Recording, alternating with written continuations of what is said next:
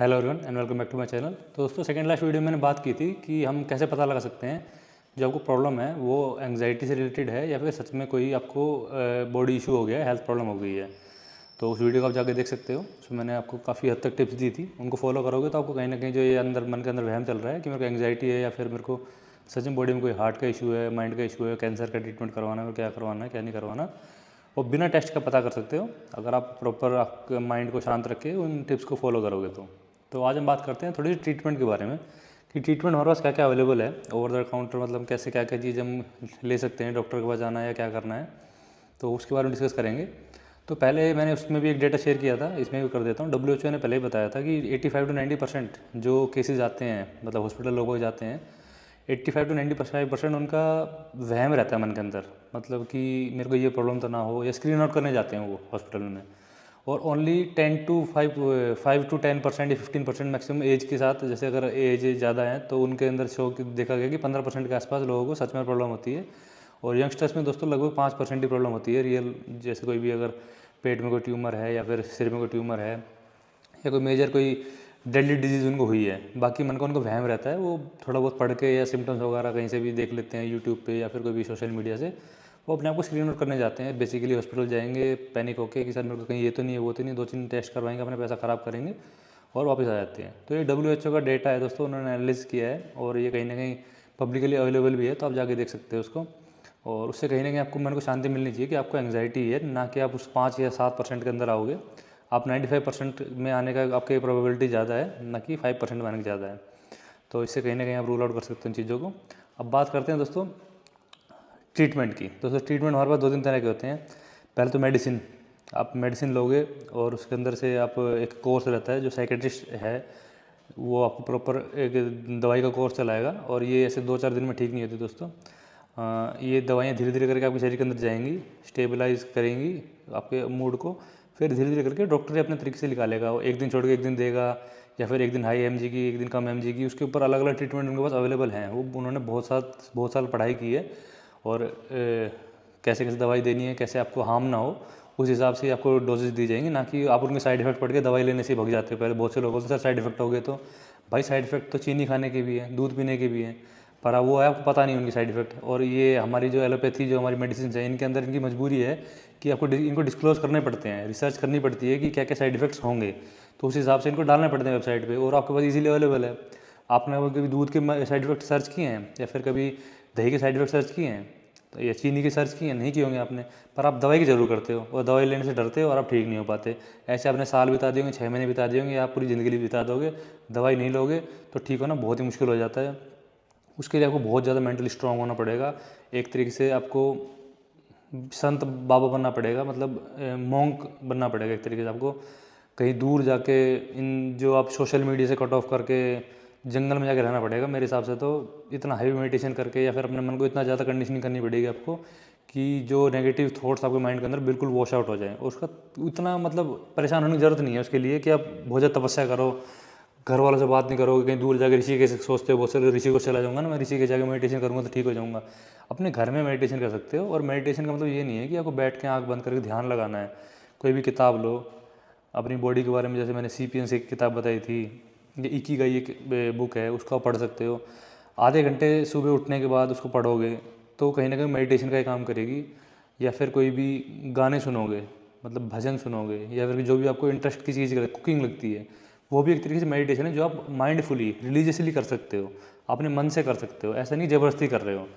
तो 1-2 दिन आपको ज़बरदस्ती लग सकती है, कोई भी किताब पढ़ना या कोई भी चीज़ करना, या फिर आपको रनिंग करना पसंद है, या आपको साइकिलिंग करना पसंद है, या आपको सोना ही पसंद है। अगर आप सुबह लेट तक सोना आपको पसंद है, सोओगे भी ना, वो भी कहीं ना कहीं आपके मेडिटेशन का काम करेगी। नहीं कि सुबह 6 बजे उठ के जिम जाऊँगा तो ही ठीक होऊंगा, ऐसा कोई रूल नहीं है।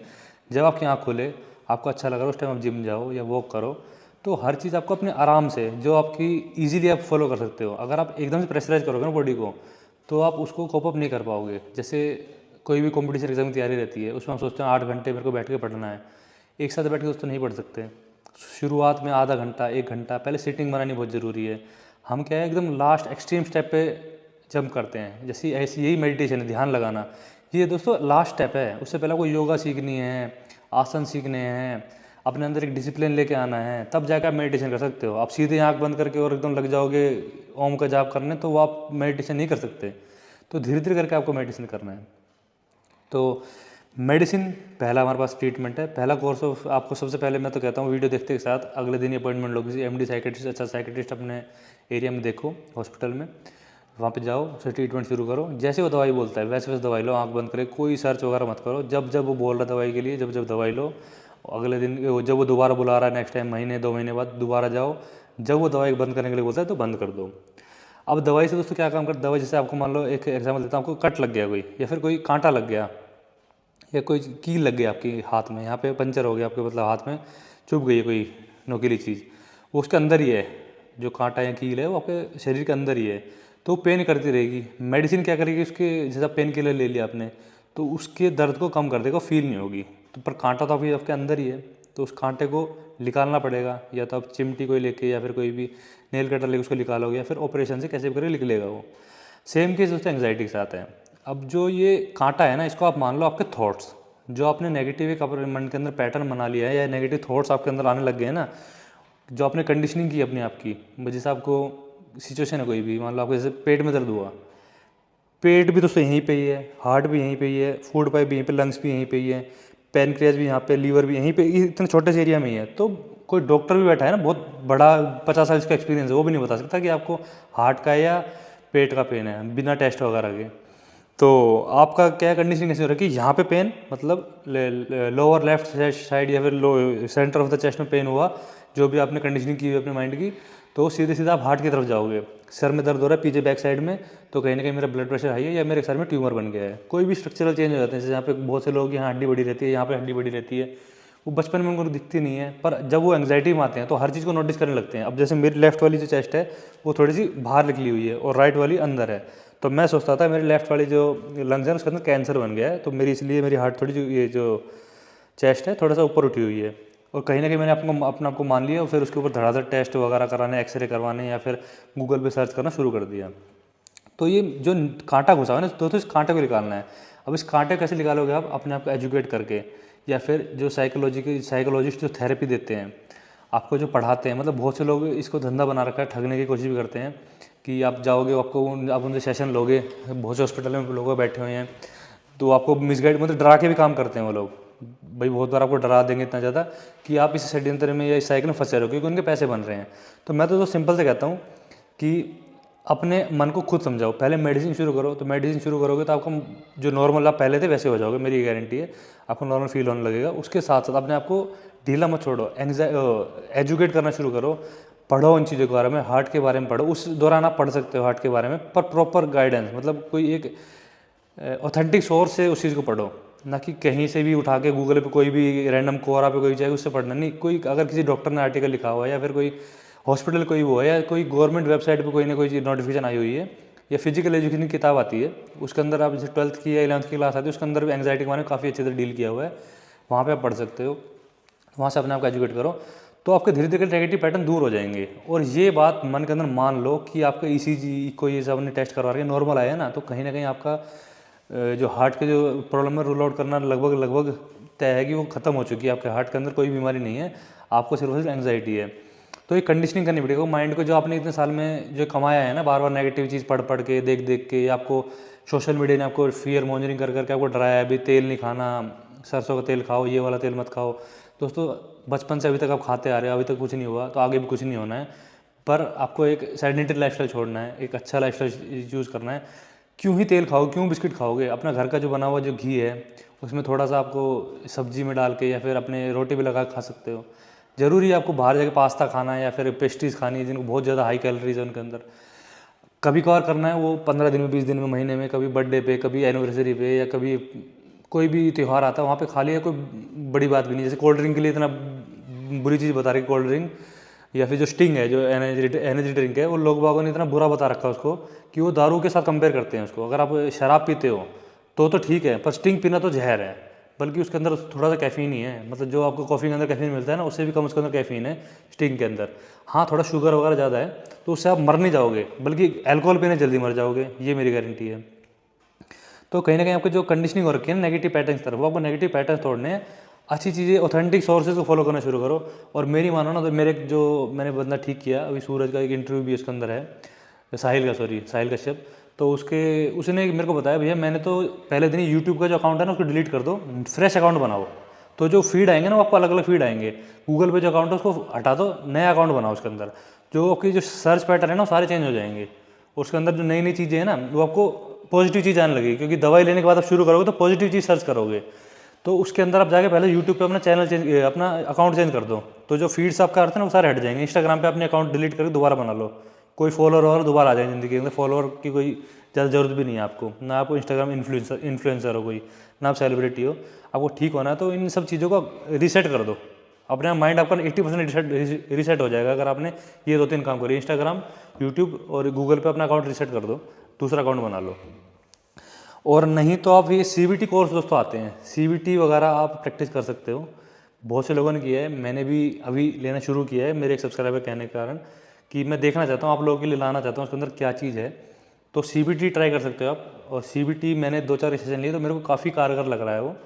तो CBT की सेशन ले सकते हो, काफ़ी सस्ता भी है वो। ऑनलाइन काफ़ी कोर्स मिल जाते हैं, टेलीग्राम वगैरह पे भी क्रैश कोर्स वगैरह कुछ कहीं पे लिंक वगैरह मिल जाते हैं, वहाँ जहाँ से आपको लेना वहाँ से ले सकते हो। मैं किसी को स्पॉन्सर नहीं करूँगा।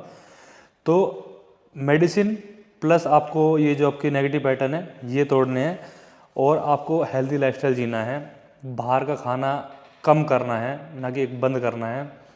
और घर के पराठे चलते, पराठे खाओ, घर का बनाओ खाना खाओगे बेस्ट रहोगे। जैसा भी खाना खा सकते हो आप, रेगुलर एक्सरसाइज करोगे तो बिल्कुल ठीक हो जाओगे। तो लाइफस्टाइल, मेडिसिन और ये नेगेटिव पैटर्न्स आपको तोड़ने हैं। उसके बाद अगर आप कर सकते हो 15 मिनट सुबह, 15 मिनट शाम, जो आसन है भ्रामरी वगैरह, अनुलोम विलोम, या फिर 15 मिनट आसन कर लिए और 15 मिनट आपको ये योगा प्रैक्टिस वगैरह जो है ये कर सकते हो आप। तो सुबह आधा घंटा, शाम को आधा घंटा ये कर लो, और थोड़ा बहुत वॉक कर लो अगर आपको टाइम लगता है तो। या फिर आप एक रूटीन बना लो, हर एक मील के बाद आपको वॉक करना है 10 मिनट 5 मिनट, तो उससे रहेगा। गैप में मत खाओ खाना, हर 1 घंटे में या फिर 1.5 घंटे में खाना खाते रहो। हाइड्रेटेड रहो। अगर पानी ज़्यादा नहीं पी सकते तो ORS ले लो, ORS आप डेली पी सकते हो, घर पे बना सकते हो। जैसे हमको 5th-6th क्लास में सिखाया था, वो ORS आप डेली आप लोगे तो बहुत ज़्यादा, मतलब बेसिकली आप कॉन्सेंट्रेट करो पेट को ठीक करने के लिए। पेट ठीक होगा ना तो माइंड बहुत ज़्यादा जल्दी ठीक हो जाएगा, मेरी गारंटी है। मैंने भी अपने बेसिकली जो स्टमक है ना, जो आपका गट है, उसको ठीक करोगे ना ब्रेन अपने आप ठीक हो जाए। दोस्तों मैंने बहुत ज़्यादा बार इसको नोटिस किया है। और अगर भाई ब्लोटिंग बहुत ज़्यादा है तो ये गैस्ट्रो वाले दिखा लो, कोई भी फिजिशियन से आप दवाई ले, खाली पेट की दवाई आती हैं, फिर डाइजीन वगैरह जो ये दवाई आती हैं उनसे पूछ के आप ले सकते हो, उससे बहुत हेल्प मिलता है। थोड़े दिन ले लो, महीने 2 महीने ले लो, ठीक हो जाएगा बिल्कुल, नेगेटिव पैटर्न खत्म हो जाएंगे। फिर आप समझ जाओगे दवाई बंद करने में दोबारा पेट में दर्द हो रहा है ना, फिर आपके मन में आ जाएगा हाँ भाई अब तो ये पेट का दर्द है, दवाई बंद की इसलिए मेरे पेट में दर्द दोबारा शुरू हो गया। फिर आपका 100% आपको लग जाएगा कि आपके हार्ट में या फिर कोई इशू ऐसा है नहीं। तो गट को ठीक करना है, मेडिसिन लेनी है, साइकेट्रिस्ट से मिलके CBT करना है CBT कर लो, नहीं तो नेगेटिव पैटर्न तोड़ लो, अपने आपको एजुकेट कर लो। दोस्तों ये ही ट्रीटमेंट हमारे पास अवेलेबल है। इसके अलावा कोई ऑपरेशन नहीं होता है, ना ही कोई आपको ड्रिप चढ़ा सकते हैं जिससे आपकी एंग्जाइटी ठीक हो जाए। परमानेंट इलाज दोस्तों का यही है। और कोई आपको बेवकूफ़ बनाएगा तो बेशक आपकी मर्जी है, बनना है बन लो, नहीं तो सिंपल स्टेप है। महीने का आपको मेरे ख्याल से 2000 खर्चा नहीं आना है, दवाई गोली सब कुछ मिला जुलू के। और हेल्दी लाइफस्टाइल जियोगे ना तो बाहर का खाना नहीं खाओगे, इतना पैसा तो वैसे ही बचा लोगे आप। तो दोस्तों ये सब था वीडियो में, उम्मीद आपको वीडियो पसंद आई होगी। अगर वीडियो पसंद आए तो वीडियो को लाइक कीजिए, शेयर कीजिए और चैनल को सब्सक्राइब कर लेना।